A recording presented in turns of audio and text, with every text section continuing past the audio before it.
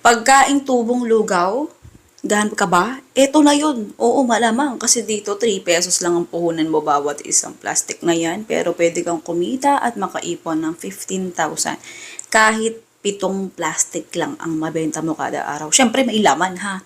So, ayun, habang naglaro mga anak ko, pagtas kong maligo, sinundihan na natin yung ilaw.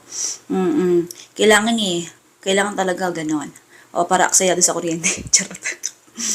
Next yan, maganda na tayo ng mga gagamitin. Habang naghahanda ako ng mga rekado, ayan, nagpaapoy yung asawa kasi nagpapatay siya ng mga langgam. Kadami kasi laging langgam sa bahay namin. Kahit saan.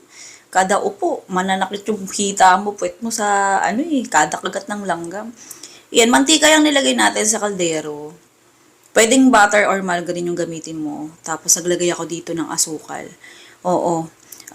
As desire, depende sa dami ng gusto mong ilagay ha. Hindi ko na yung mga sinukatan. Yung popcorn lang ang sinukatan ko. Yung ganyan lang siya. Konti lang, 'di ba? Kung mapapansin nyo, literal na konti lang talaga siya. Oo, kasi di ko na maakalain na ang sarap-sarap ng kalalabasan nito talaga. Grabe. Oh, tas nagtabi ako dito ng isang plastic para magbibigay ako ng sample sa inyo kung ilang araw aabutin yung lutong niya. Yan. Akala ng asawa ko hindi siya puputok. So, tignan nyo, ayan. O, diba, legit yung ginawa natin. Akala ng asawa ko pagka nag-caramelize, hindi na puputok yan. Pero, ayan na siya. First time ko tong ginawa na maglagay ng asukal kasi. Madalas kasi wala. Pero, ang napapansin ko kasi namin dalawa, kapag gumagawa ko ng popcorn, natural naman yun eh. Lalo pag nahanginan, di ba, mabilis kumunat. So, ito yung naisip kong paraan na gawin. Oo, kung paano nga ba natin patatagalin yung lutong. Oo, no, ating popcorn. So, ito na siya. Kahit mahanginan yan, malutong pa rin yan.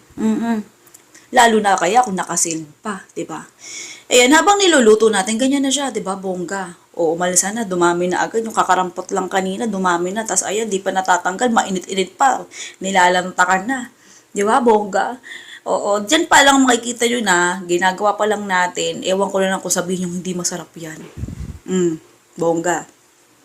Okay. So, imbis na bibili ka sa labas, ikaw na lang ang gumawa kung gusto mo mas makatipid. O kung hindi ka makalabas, kung wala kang time lumabas. Pero kung meron kang time, ayan, tulong mo na lang sa mga nagtitinda ng popcorn, bumili ka pa din. If meron kang nakita at may extra money ka. Ayan, tapos lagyan natin siya ng cheese powder. Para kasi sa akin, gusto ko kasing magaya yung kettle popcorn, yung lasa nun. Oo.